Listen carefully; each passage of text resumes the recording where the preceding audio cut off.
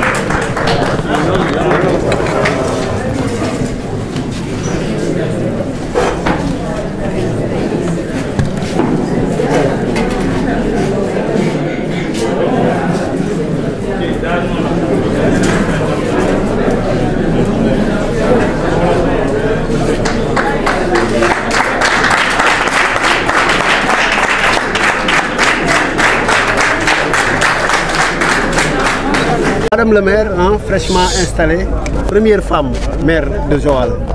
La première réaction? La joie, mais également une satisfaction. Parce que je pense que je dois rendre d'abord grâce. Remercier le Seigneur qui, grâce à lui, j'ai pu obtenir ça. Mais remercier également son Excellence le Président de la République qui a eu confiance en moi en me confiant cette liste de Benno Bokk Yakaar. Remercier mes parents, mais remercier toute la population de Joal Fadiouth.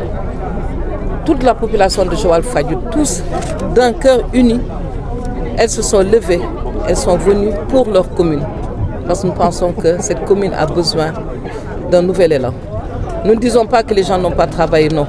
Les gens ont fait ce qu'ils ont pu faire. Mais nous pensons qu'on aurait pu avoir plus que ça et nous pensons pouvoir le faire grâce au soutien des pouvoirs étatiques. Votre touche personnelle, ce serait quoi?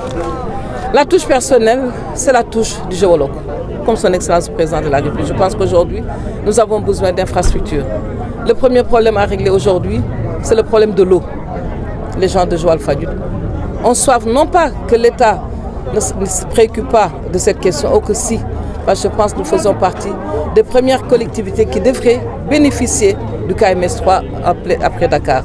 Mais malheureusement, pour d'autres contraintes, jusqu'à présent, l'eau n'est pas encore arrivée comme à Dakar. Parce que je pense qu'aujourd'hui à Dakar, on ne parle plus. Dans certaines zones où il y avait un manque d'approvisionnement en eau, on n'en parle plus.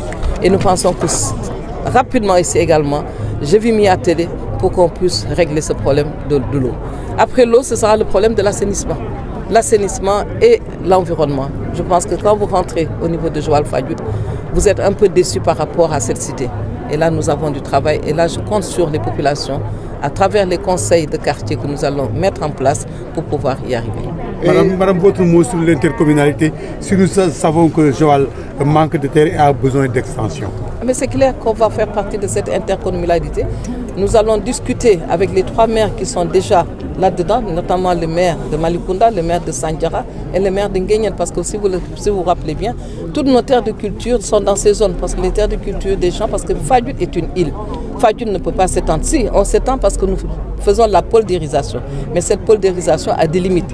Donc on ne peut pas récupérer les terres de culture, mais nous pensons qu'en mettant l'intercommunalité, nous devons pouvoir y arriver parce que nous aurons aujourd'hui du côté de Nguyen, mais aujourd'hui au côté également de Mbodjen et un peu de Pointe-Sarène, nous pensons que nous pouvons récupérer certaines terres. Sinon, aller prendre les 50 hectares au niveau de Bagabou. Madame, comment comptez-vous gérer avec vos 2 fonctions? Ah, mais comment faisait Ali Ngounia? Je vais le nommer parce que c'est un ami, un frère qui fut maire et ministre. Et qui fut ministre de l'Intérieur et qui a même organisé des élections. Donc je ne pense pas que ça soit un problème. L'essentiel, c'est d'avoir une bonne équipe et de s'organiser. Et puis aujourd'hui, des réunions se tiennent à travers les webinaires, hein. Des réunions se tiennent avec, en visioconférence. Donc aujourd'hui, il faut qu'on modernise le système de gestion de nos mairies. Et nous pensons pouvoir le faire sans problème. Quel est le mot que vous dites aux élus? L'appel aux élus. L'appel aux élus. Ah, la population, l'attente de la population est grande. Donc travaillons. Donc, Madame, vous aviez dit seul contre tous. Tous contre elle. Et j'avais dit seul devant vous. Voilà. Je n'ai pas dit seul contre vous, j'ai dit seul devant vous.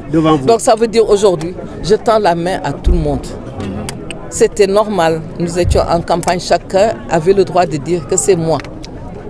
C'est dommage, on aurait pu être ensemble et réussir mieux. Mais c'est normal, tout le monde a des envies veut être maire. Et là, ils ont pensé que je n'étais pas de leur camp. Mais je ne peux pas ne pas être de leur camp parce que moi, tout ce que le président de la République veut, je n'attends même pas que le président me dise ce qu'il veut. Moi, je le regarde, je sais ce qu'il veut et je n'attends pas qu'il me donne le signal pour le faire. Donc, ce n'était pas méchant, c'était tous contre moi. Et moi, j'ai dit, seul devant vous.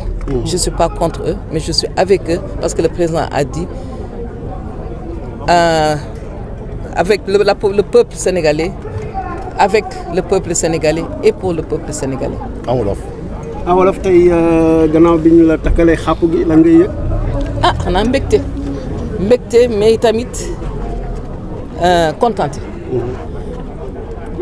parce que lii lu rëy la dañuy balaa may continuer damay sant yàlla ba pare sant ko lu bari teg si son excellence le président de la République sama càmmiñ sama xarit ndaxte fàttali naa ko keroog ne ko yaa ma tax a dugg politique. Man duma politicienne, femme politique la, femme de développement. Tek ci sama ay wajur ndaxte tay suma démé ba man li ma mën ni ñom ñoo ci japp.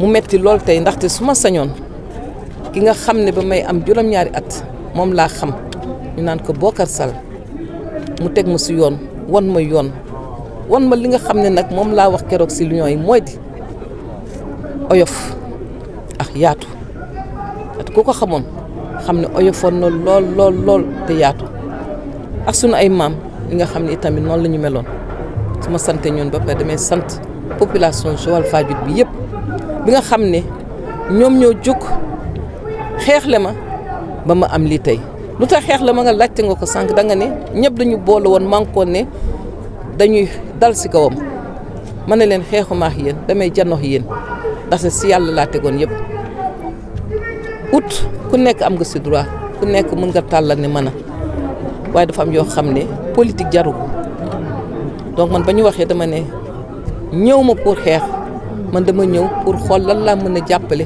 population Joal Fadiouth ndaxte am na loo xam ne yàlla may nañu ko ñu doon ko fi jéem te fa naa yéen journalistes yëpp tey nekkoon département de Mbour bi fekkee ngeen ko lu ñu for ci biti andi nañ ko Joal Fadiouth ngeen témoigner ko ci secteur yëpp donc pour mu gënoon yomb ma defal ko sam bopp mooy tax loolu bokk na ci li tax ma tàllal loxo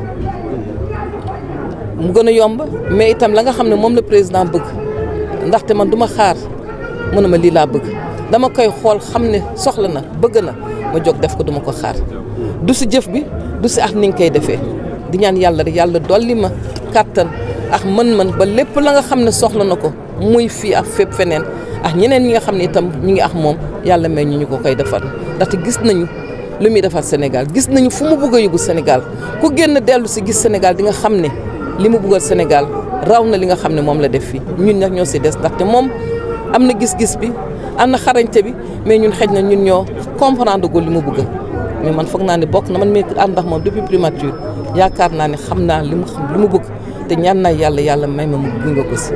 foo nar a teg sa baaraam nag léegi.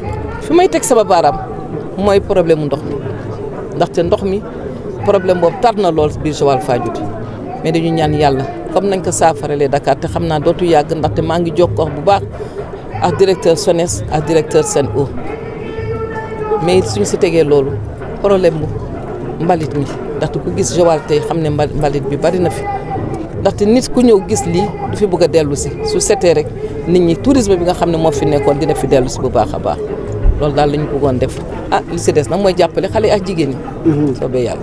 beneen question bi mooy yàgg ngaa laaj mairie jotoo ko lan moo def abnégation boobu. mooy li ma la wax rek man lépp lu may def surtout fu mu nekk ni nga xam ne président daf ma takkaloon ndomb mooy moom mu réussir ndaxte bi may ñëw fii PS la woon ñu nekkoon PDS ma sol sama pantalon sol sama dàll ñëw taxaw xeexal ko ba PDS jël dëkk bi. donc fépp foo xam ne yaakaar naa ne soxla na ma fa xaaruma ma woo ma dinaa ko fa jiitu donc. ëllëgu Joal ci duggante ak gox-goxaan yi ko wër. intercommunalité bi loolu kay loo xam ne war nañ ko def parce que yéen xam ngeen ne lu mel ni Fadiouth île la si ndox moo ko wër ñu ngi def di ut ay kër ay néeg mais néeg yu tuuti la.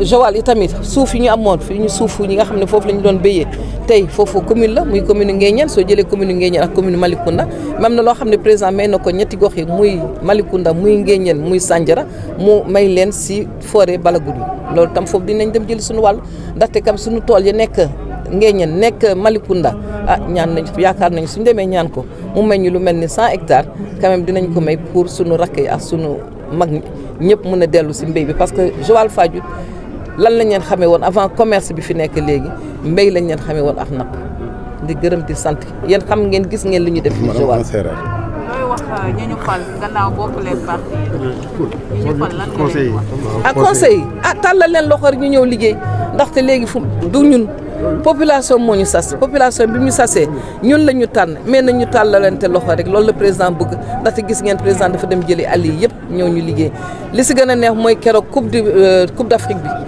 ñëpp opposition yi ñëpp ñoo ñëw toog ñu wane ne Sénégal benn la lii jeex na nañu ñëw liggéey ku nekk domaine bi nga xam ne xarañ nga fa ñu jël la rek ñu dem ànd liggéey man maa ngi tàll loxo ñëpp di ñaan sama ñii itamit ne leen nañu gën a takku nañ takk liggéey jot na nekk nag ñu nekk Baye Fallou waa Joal Fadiouth. waaw madame le maire ndeysaan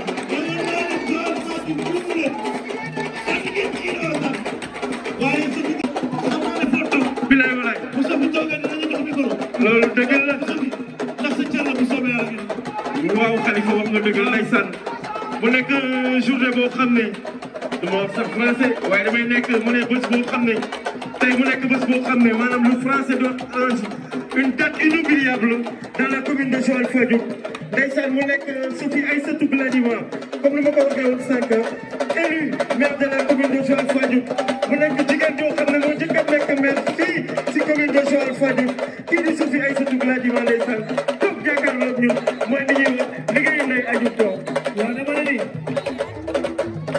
ba xam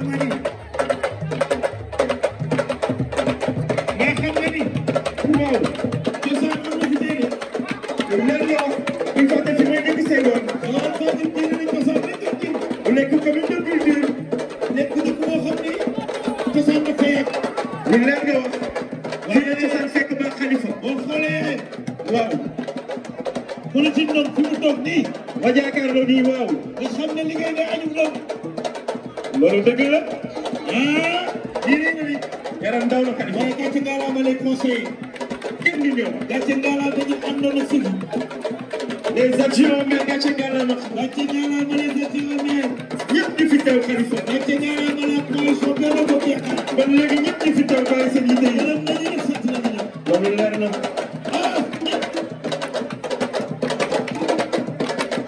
xam nga nag woo Khalifa Astou dafa mos a tàmbalee troisième âge loolu leer na ñu doon toog le président bàyyi na troisième âge waaw ndeysaan le président des sages le président des sages nga xam ni mu ngi nii ma jàkkaarloo Khalifa Astou dafa mos a tàmm te mooy le président des sages waaye tànn na la mën a wóor de waaw man teel na waaye naa yàgg jàll loolu leer na man teel na waaye dafa yàgg jàll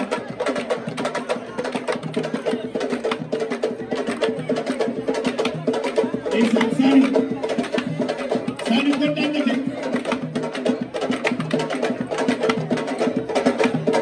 ana pression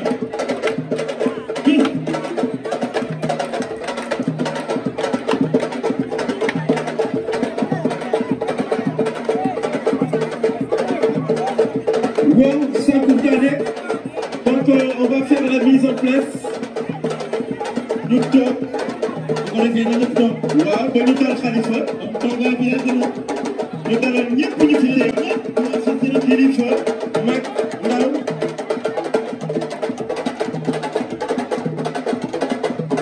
Idi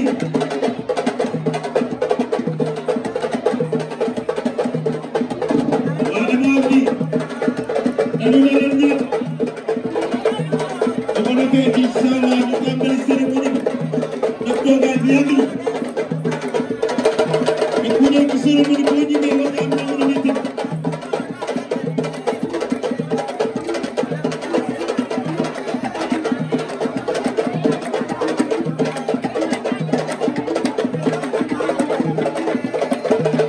waaw ñu ngi jaajëfal waa Joal Fadiouth